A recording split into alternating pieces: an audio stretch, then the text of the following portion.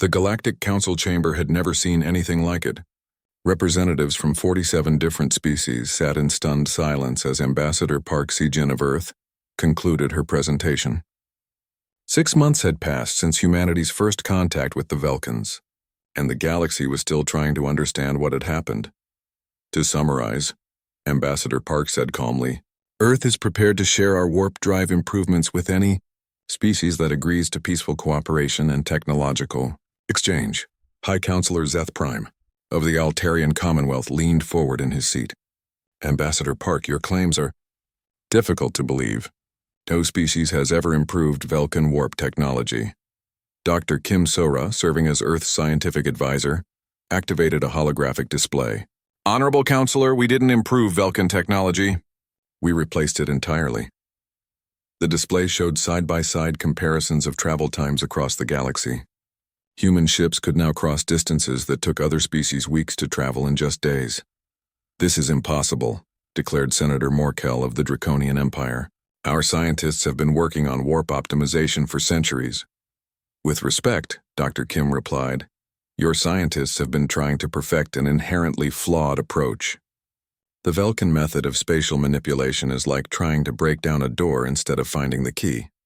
Commander Veltar, now serving as a liaison between the Vulcans and humans, stood to address the assembly.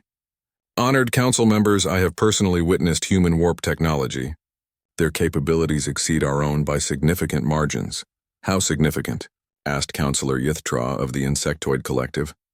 Their ships travel 3 times faster than ours while using 1/3 the energy, Veltar admitted, and their drives produce no detectable radiation signature.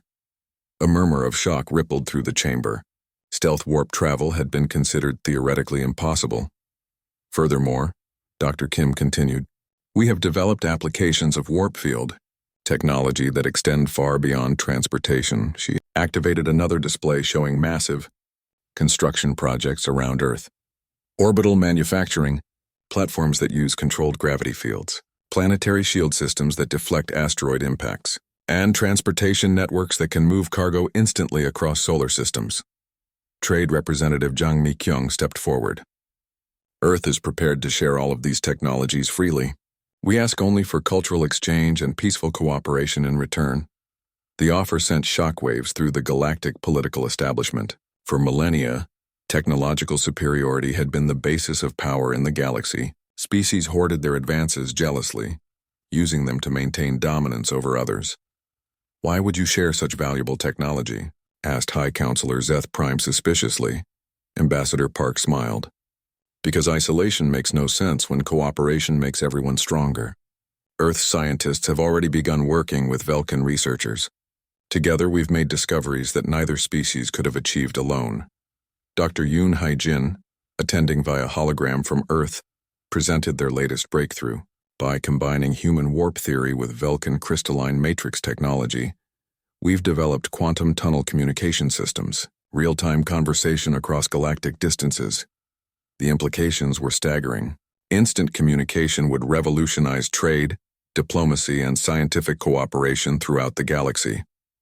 There's more, announced Dr. Lim Sang-ho. Our joint research teams have made breakthroughs in terraforming technology. We can now reshape planetary atmospheres in months rather than centuries. Senator Morkel of the Draconians looked skeptical. And you expect us to believe that humans discovered all of this in just 6 months? General Lee Ho-seok, Earth's military liaison, answered with quiet confidence. Senator, humans didn't discover these technologies. We invented them. When we examined Vulcan warp drives, we didn't just copy what we saw. We asked how it could be done better. Your species approaches technology like artists approach creativity, observed Counselor Yithtra. You see possibilities where others see limitations. Dr. Kim nodded. That's exactly right. When most species encounter a working technology, they try to understand and reproduce it. Humans encounter working technology and immediately start thinking about how to improve it. The debate continued for hours. Some species were eager to accept human offers of technological exchange. Others were suspicious or frightened by the implications of human capabilities. Finally, High Counselor SciFiPrime called for order. Ambassador Park, the Council needs time to consider your proposals. This represents a fundamental change in how galactic civilization operates. Of course, Ambassador Park replied. But while you deliberate, I should mention that Earth has already begun implementing our new technologies. She activated a final display showing the human colonies that had been established in the past month. 12 new worlds, all connected by instantaneous communication and transportation networks. We're not asking for permission to join galactic civilization, Ambassador Park said quietly. We're already part of it. The question is whether that membership will be based on cooperation or competition. As the session concluded, representatives from dozens of species approached the human delegation privately. The Altarians wanted to discuss trade agreements. The insectoids were interested in terraforming partnerships. Even the proud Draconians inquired about technological exchanges. But the most significant conversation happened between Ambassador Park and Commander Veltar as they walked through the council's corridors. Your people have changed everything, Veltar said. The old power structures, the careful balance of technological advantages. It's all meaningless now. Change can be frightening, Ambassador Park acknowledged, but it can also be liberating. How many scientific breakthroughs were never made because species were too busy competing with each other? Veltar considered this. The Velkans spent centuries protecting our warp technology from other species. In 6 months working with humans, we've learned more about spatial mechanics than we discovered in the previous millennium. That's the power of cooperation, Ambassador Park said. When brilliant minds work together instead of against each other, everyone benefits. A year later, the galaxy was transformed. Human-designed warp drives had cut travel times by 80%. Quantum communication networks connected thousands of worlds instantly. Terraforming projects were reshaping entire star systems. But the most important change was philosophical. The old model of technological hoarding and competitive advantage had given way to collaborative innovation. Species that had been rivals for millennia were now research partners. Dr. Kim Sora stood in her new laboratory on the joint Human-Velkan research station, watching her team work alongside alien scientists on their latest project. They were developing trans-dimensional travel technology that would make faster-than-light travel look slow. Any regrets about revealing our capabilities so quickly? Asked Dr. Yoon Hai-jin. Dr. Kim looked out at the stars, where human and alien ships traveled together using technologies that hadn't existed a year ago. None at all. We could have spent decades building a galactic empire based on our technological advantages. Instead, we chose to build a galactic civilization based on shared progress. And if we encounter hostile species that don't want to cooperate? Dr. Kim smiled, thinking about the defensive technologies that Earth's military continued to develop in secret. Then they'll learn that humans are very good at building things. All kinds of things. The galaxy had entered a new age of cooperation and rapid advancement. And at the center of it all were the humans who had looked at impossible alien technology and asked a simple question. How can we make this better? The answer had changed everything. Commander Veltar of the Velkan fleet stood on his ship's bridge, staring at the sensor displays in complete confusion. 3 weeks had passed since they had given the primitive humans their fusion drive, and the aliens had been patiently waiting for Earth to make contact again.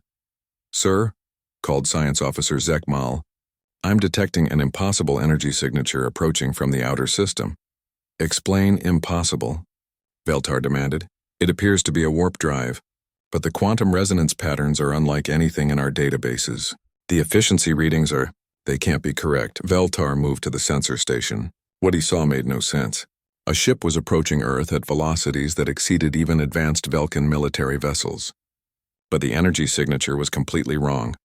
Could it be another alien species? He asked. Negative, sir. The hull configuration matches human design principles. But Commander, this is impossible. Humans don't have warp technology. Veltar felt a cold fear growing in his chest. Unless they reverse-engineered our drive. Sir, even if they had somehow copied our technology perfectly, they couldn't achieve these performance levels. This ship is moving 30% faster than our own vessels. On the main screen, a sleek ship materialized from warp just outside Earth's orbital space. It was clearly human in design, but it was massive, twice the size of Veltar's own cruiser, and bristling with energy signatures that the Velkan sensors couldn't identify. Incoming transmission, announced Communications Officer Kelvin. The main screen shifted. to show the bridge of the human vessel. Captain Moon Jae-sung stood in the center, flanked by other humans in military uniforms. Behind them, Veltar could see Dr. Kim So-ra, the scientist who had examined their gift just weeks ago. "Greetings, Commander Veltar," Captain Moon said politely. "Thank you for waiting so patiently while we studied your educational materials." "Educational materials?" Veltar repeated. Dr. Kim So-ra stepped forward. "The warp drive you gave us was quite instructive. We learned a great deal about spatial manipulation theory." I don't understand," Veltar stammered. "You were given a fusion drive for basic propulsion." Captain Moon smiled. "Commander, with respect, we both know that wasn't a fusion drive." The words hit Veltar like a physical blow. The humans had seen through their deception immediately, but that should have been impossible. No species had ever identified Velkan warp technology so quickly. "Perhaps we should have a face-to-face meeting," Dr. Kim suggested. "We have some things to show you." An hour later, Veltar found himself aboard the human ship Gwangeto, named after some ancient Earth ruler. What he saw defied everything he thought he knew about technological development. The human ship's corridors hummed with energy fields that his sensors couldn't analyze. The walls themselves seemed to bend light in impossible ways. And the engine room. "This is our warp core," explained Chief Engineer Oh Kyung-soo, gesturing to a device that was 1/10 the size of a Velkan drive, but generated readings that made Veltar's scientific equipment overload. "How is this possible?" Veltar whispered. Dr. Kim So-ra consulted a handheld device. "Your people solved the basic problems of faster-than-light travel centuries ago, but you never optimized your solutions. You were so focused on making warp drives work that you never asked if they could work better." She activated a holographic display that showed both the Velkan drive and the human version side by side. "Your drive fights against the natural properties of space-time," Dr. Kim continued. "You use brute force to tear holes in reality. Our drive works with quantum mechanics to convince space to fold cooperatively. The energy efficiency alone is remarkable," added Dr. Lim Sang-ho. "Your drive wastes 80% of its power output. Ours wastes less than 5%. Veltar studied the display, trying to understand what he was seeing. "You redesigned our entire technological approach?" "We had to," said Dr. Kim. "Your system had too many fundamental flaws to simply copy." Admiral Yang Soo-jin joined the group. "Dr. Kim, perhaps you should show our guest the weapons systems." Veltar felt his blood freeze. "Weapons?" They led him to what humans called a tactical center. Screens showed targeting, displays that locked onto every ship in the Velkan fleet simultaneously. "Warp field manipulation has many applications beyond transportation," explained Weapons Officer Song Min-jae. "We can create localized space-time distortions around enemy vessels. Their weapons simply can't hit targets that exist in folded space." "We prefer not to use violence," Admiral Yang assured him. "But Earth's governments felt it was important to be prepared for any misunderstandings." Veltar realized with growing horror that humanity had not just matched Velkan technology. They had surpassed it completely. In 3 weeks, these primitive beings had revolutionized sciences that had taken his people millennia to develop. "Why?" he asked finally. "Why did you give us this demonstration?" Captain Moon exchanged glances with Dr. Kim before answering. "Because we want to understand your intentions, Commander. Did you give us that drive to help us or to control us?" Veltar considered lying, but these humans had already proven they could see through deception. "The Galactic Council has protocols for contact with emerging species. We study their capabilities before deciding how to proceed." "And what were you planning to decide about us?" Admiral Yang asked quietly. The question hung in the air like a threat. Veltar realized that his fleet of 12 ships was completely outmatched by this single human vessel. If Earth chose to be hostile, the Velkans would not survive the encounter. The original plan was to gradually introduce you to galactic technology while maintaining our technological superiority, Veltar admitted. "But that plan is clearly no longer viable." Dr. Kim nodded. "We assumed as much. Commander, humanity is not interested in being anyone's junior partner, but we are very interested in cooperation between equals." "What are you proposing?" "Full technological exchange," Dr. Kim replied. "You teach us about galactic politics and trade. We share our innovations in warp technology and quantum mechanics." Veltar looked around at the impossible human technology surrounding him. His people had spent centuries perfecting their warp drives. These humans had improved them beyond recognition in 3 weeks. "What if I refuse?" he asked. Captain Moon's expression remained polite but firm. "Then you're free to leave our solar system and report to your superiors." "But Commander, I should mention that we've already made contact with the Galactic Council directly." "That's impossible. You don't have their communication codes." Dr. Kim held up another device. "We reverse-engineered your communication systems, too. Earth's ambassador should be arriving at the Council headquarters within the hour." Veltar felt the last of his strategic options disappearing. Humanity had outmaneuvered the Velkans completely. "Very well," he said finally. "I accept your proposal for cooperation. But I warn you, not all species in the galaxy will be as flexible as the Velkans." Admiral Yang smiled. "Commander, we're counting on it." The underground laboratory beneath Cased University buzzed with constant activity. 2 weeks had passed since Dr. Kim Sora's team finished analyzing the Velkan warp drive, and now they were building something entirely new. "Power levels are stable," announced Chief Engineer Oh Kyung-soo from his control station. Around him, dozens of technicians monitored screens showing energy readings that would have seemed impossible just months ago. Dr. Kim walked through the facility, checking on different teams. The Human Warp Drive project had grown into the largest scientific undertaking in Earth's history. Every major nation had contributed their best minds and resources. "How's the exotic matter production going?" she asked Dr. Park Ji-won, who was overseeing the particle synthesis laboratory. "Better than expected," Dr. Park replied, pointing to a containment field that held swirling, impossible matter. "We're producing exotic particles at twice the rate the Velkans achieve, and with 90% fewer impurities. The key was using Earth's magnetic field as a stabilizing influence," added Dr. Lim Sang-ho, looking up from his calculations. "The Velkans never thought to work with planetary fields. They just brute force everything." Dr. Kim nodded and moved to the next station. The human approach to warp technology was completely different from what the Velkans had shown them. Where the alien device used crude mechanical controls, the human version employed quantum-level precision. "Field harmonics are looking good," reported systems analyst Kang Mi-young. "The test chamber is maintaining perfect resonance with local spacetime." "Any sign that the Velkans are monitoring us?" Dr. Kim asked. "None," replied Communications Officer Ryu Jin-ah. "Their ship is still in orbit, but they haven't made any attempt to scan Earth's surface. They seem to be waiting patiently for us to contact them." Dr. Kim smiled. "The aliens probably expected humans to spend months just trying to understand their basic fusion drive technology. They had no idea that Earth scientists were building something revolutionary." Admiral Yang Soo-jin arrived with the morning briefing. As military liaison for the project, she kept track of the larger strategic implications. "The Global Defense Council is getting nervous," she told Dr. Kim. "They want to know when we'll be ready to test." "Soon," Dr. Kim replied. "But Admiral, when we do test this drive, it's going to change everything. Are Earth's governments ready for that?" "Ready or not, we don't have much choice. The Velkans aren't the only aliens out there. Intelligence suggests there are other species watching Earth now." Dr. Kim had suspected as much. First contact with one alien species usually attracted attention from others. Humanity needed to establish itself quickly in the galactic community. "Show me the prototype," Admiral Yang requested. They walked to the center of the laboratory, where humanity's first warp drive sat inside a protective field.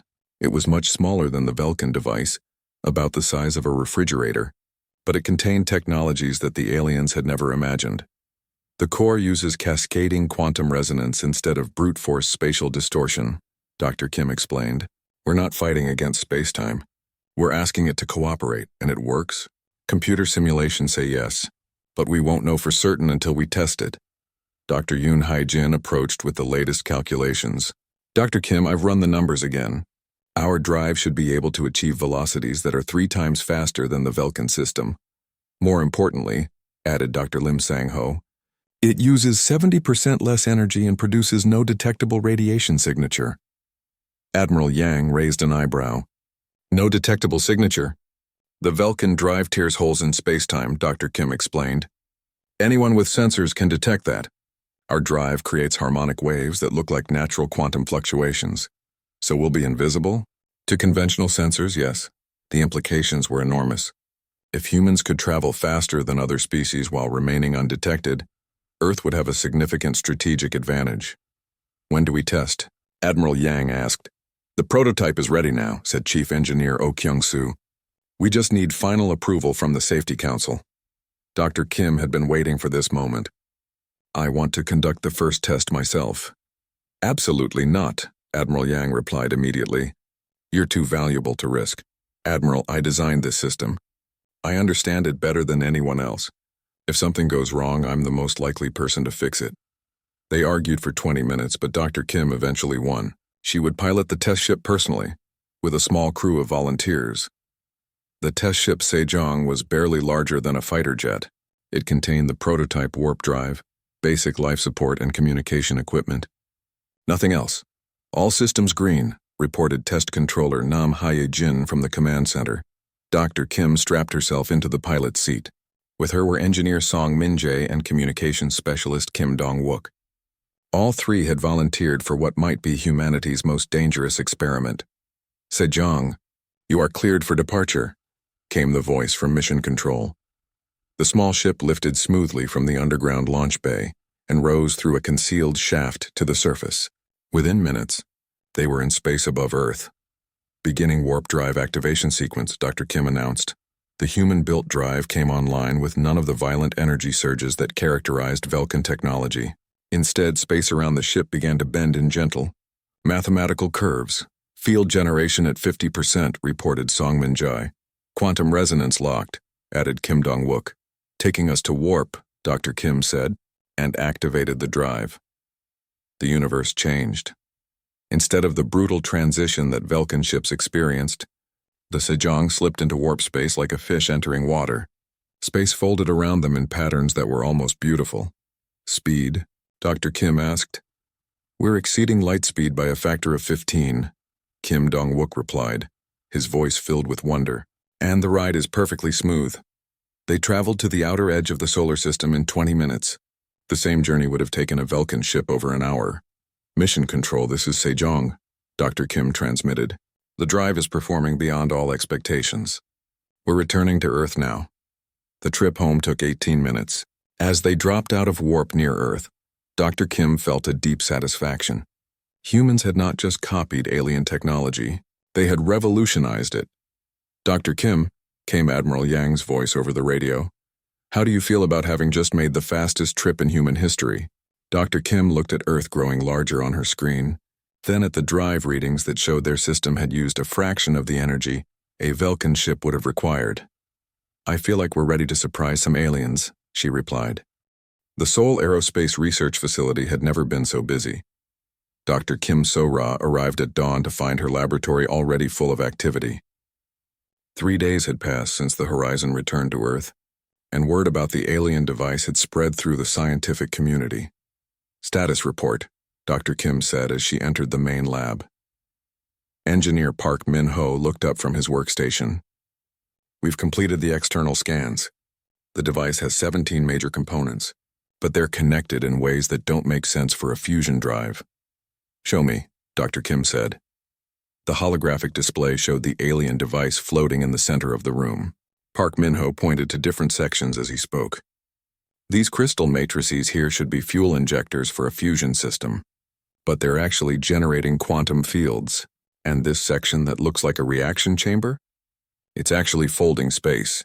Dr. Yoon Hae-jin, the facility's best physicist, shook his head in amazement. The mathematics are incredible. They're not just bending space-time. They're convincing reality to cooperate with them. What do you mean? Asked Lee Da-bin. Most warp theories require enormous amounts of energy to force space to bend, Dr. Yoon explained. But this device creates harmonic patterns that make space want to fold. It's like the difference between breaking down a door and having someone open it for you. Dr. Kim walked around the device slowly. Have we identified all the components? Most of them, said Dr. Lee Ga-young, the team's materials specialist. But there are 3 elements we've never seen before. They appear to be artificially created matter with properties that shouldn't exist. Exotic matter, Dr. Kim nodded. Theoretical until now. Can we reproduce it? That's the strange part, Dr. Lee replied. The creation process is actually simpler than we expected. The Velkans are using brute force methods to make these materials. We might be able to do it more efficiently. Admiral Shin Dong-hyuk entered the laboratory with 2 other military officers.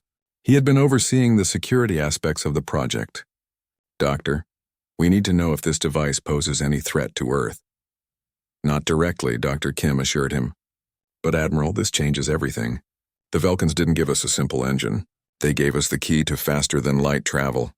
Why would they do that? Dr. Kim had been thinking about this question for 3 days. I believe they're testing us. They want to see what humans will do when given advanced technology. The question is whether they expect us to succeed or fail. Technician Bae Sun-woo called out from across the room. Dr. Kim, you need to see this. I've been analyzing the power distribution network. The team gathered around his workstation. Bae Sun-woo had created a detailed map of how energy flowed through the alien device. The Velkans designed this system like they were afraid of it, he said. Look at all these safety systems and redundancies. They're using maybe 30% of the device's actual potential. Why would they limit their own technology? Asked Park Min-ho. Dr. Yoon Hae-jin studied the energy patterns. Fear. They discovered something powerful and decided to use it conservatively rather than risk disaster. Dr. Kim felt excitement building in her chest. What would happen if we removed those limitations? Theoretically, the device could operate at 3 times its current efficiency. Maybe more. And practically, Dr. Yoon paused. We'd need to completely redesign the control systems. The Velkans use crude mechanical safeguards. We could do better with quantum-level controls. Admiral Shin looked concerned. Are we talking about modifying alien technology? What if they find out? Admiral? Dr. Kim said carefully. I don't think we're meant to just copy this device. I think we're meant to improve it. She turned to address her entire team. Everyone, I want complete analyses of every component. Materials, energy patterns, quantum signatures, everything. And I want theoretical improvements for each system. How long do we have? Asked Lee Dobbin. The Velkans will expect us to make contact again within a few weeks. They'll want to see our progress with their fusion drive. Dr. Lee Ga-young raised her hand. What do we tell them? The truth, Dr. Kim smiled. We'll tell them we're studying their gift very carefully. Over the next week, the team worked around the clock. They discovered that Velkan technology was both incredibly advanced and surprisingly primitive. The aliens had solved the basic problems of warp travel, but they had never refined their solutions. It's like they built the first airplane and then never bothered to improve the design, Park Min-ho observed. Dr. Yoon Hae-jin had made the biggest breakthrough. I've figured out why their system is so inefficient. They're fighting against natural quantum fluctuations instead of using them. Explain that in simple terms, Admiral Shin requested. Imagine you're trying to swim upstream in a river, Dr. Yoon said. The Velkans are using brute strength to fight the current. But if we swim at an angle, we can use the current to help us move forward. Dr. Kim studied his calculations. You're suggesting we redesign the entire quantum framework? I'm suggesting we start over. Use Velkan principles but build everything from scratch using human methods. The implications were staggering. If Dr. Yoon was correct, humans could build warp drives that were faster, more efficient, and more reliable than anything the Velkans had ever created. There's one more thing, said Dr. Lee Ga-young. I've been analyzing the exotic matter samples. I think I know how to make them using Earth materials. How? We have particle accelerators that are more advanced than anything the Velkans use. We can create exotic matter with much more precise control over its properties. Dr. Kim felt like pieces of a massive puzzle were falling into place. Team, I think we need to have a conversation with Earth's leadership. This project just became much bigger than studying alien technology. Admiral Shin was already reaching for his communication device. I'll set up a meeting with the Global Defense Council. What do we tell them? Asked Lee Dobbin. Dr. Kim looked at the alien device, then at her team of brilliant scientists and engineers. In 1 week, they had learned more about warp technology than the Velkans had discovered in centuries of use. We tell them that humanity is about to join the galactic community, she said. But not as students, as teachers. The massive alien ship hung in space like a dark metal mountain. Earth's first contact with aliens had happened 3 months ago, and now the Velkans wanted to meet face to face. Captain Choi Jae-min stood on the bridge of the human ship Horizon, watching the alien vessel grow larger on the screen. They're much bigger than us, said his second officer, Lee Dobbin. She was right. The Velkin ship was 10 times the size of their own vessel. Size doesn't always matter, Captain Choi replied, but he felt nervous too. Humans had only just learned how to send messages faster than light. These aliens had been traveling between stars for thousands of years. Dr. Kim So-ra checked her equipment one more time. As Earth's top scientist, she would study whatever technology the aliens decided to share.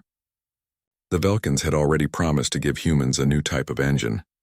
They said it would help Earth join the galaxy community. Remember, Dr. Kim told her team, act impressed but not too eager. Let them think we're still learning basic science. The docking went smoothly. Soon Captain Choi and Dr. Kim were walking through the alien ship's corridors. The walls glowed with soft blue light, and the air smelled like metal and ozone.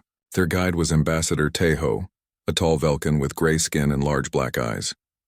Your species shows great promise, Taeho said as they walked. We have watched Earth for some time. Humans are creative. They entered a large room where other Velkins waited.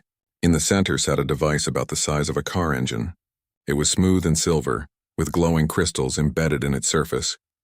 This is a fusion drive, announced High Commander Veltar, the leader of the Velkin expedition. It will let your ships travel much faster than your current rockets. Consider it a gift to welcome Earth into the galactic community. Dr. Kim walked around the device, scanning it with her instruments. Her heart began beating faster, but she kept her face calm. This was not a simple fusion drive. The energy readings were all wrong. The crystal matrix was far too complex, and the spatial distortion fields around the device, this is amazing, she said out loud, playing her part. How does it work? The technology is quite advanced for your current level, Veltar replied with what might have been a smile. Study it carefully. Learn from it. In time, perhaps you will understand enough to build your own. Captain Choi asked the expected questions about fuel and maintenance. The Velkins answered with the patience of adults talking to children. They explained that the drive used common elements and would be easy for humans to copy. But Dr. Kim was not listening to their words. She was studying the quantum signatures her scanner was detecting.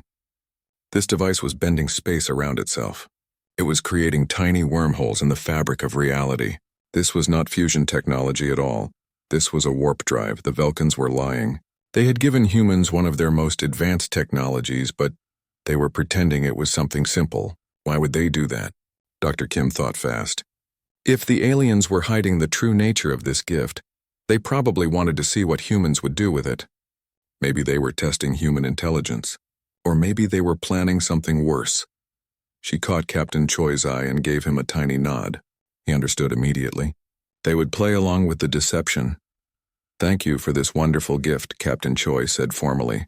Earth is grateful for Velkin friendship. We hope this marks the beginning of a long partnership, Veltar replied. There is so much your species can learn from us. The meeting continued for 2 more hours. The Velkins shared basic star charts and explained simple rules for galactic trade. They spoke about humans like proud teachers discussing a promising student. Everything they said was designed to make humans feel grateful and inferior. Dr. Kim's team carefully loaded the fusion drive onto their ship. The Velkins watched every step, offering helpful advice about handling such advanced technology. They seemed pleased with how impressed the humans appeared to be. As the horizon pulled away from the alien ship, Dr. Kim finally allowed herself to smile. She gathered her team in the ship's laboratory and sealed the door. What we just received, she told them quietly, is not a fusion drive. It's a warp drive, probably their most advanced model. Engineer Park Min-ho stared at the device. But why would they lie about it? I can think of several reasons, Dr. Kim replied. Maybe they want to see if we're smart enough to figure it out. Maybe they're testing our honesty. Or maybe they're planning to control our development by pretending to help us. What do we do? Asked Lee Dobbin. Dr. Kim was already connecting her scanners to the ship's main computer. We take this apart. We learn everything we can, and we don't tell them we know what it really is. Captain Choi joined them in the lab. How long will you need? Give me 3 days to do a basic analysis, Dr. Kim said. But to fully understand this technology, maybe weeks. You have whatever time you need, the captain replied. But be careful. If the Velkins are playing games with us, we need to be ready for anything. As Earth grew larger on the screen, Dr. Kim began her scans. The warp drive was beautiful in its complexity. The Velkins had solved problems that human scientists were still trying to understand, but she could already see inefficiencies in the design, places where the technology could be improved. "Doctor," said Park Min-ho, looking at his readings, "these power conversion rates, they're terrible. This thing wastes more energy than it uses." Dr. Kim nodded. "The Velkins have had this technology for so long they've stopped trying to make it better. They just accepted that warp drives are supposed to be inefficient." She thought about the implications. The aliens had given humans their most advanced technology, probably expecting them to spend decades just trying to copy it. They thought humans were too primitive to understand what they were really looking at. They were about to learn how wrong they were. Dr. Kim opened a secure channel to Earth's government. "This is Dr. Kim Sora aboard the Horizon. I need to speak with the Science Council immediately, and someone should probably warn the military too." "What should I tell them?" asked the communications officer. Dr. Kim looked at the warp drive, then at her team of brilliant engineers and scientists. "Tell them that first contact just became much more interesting.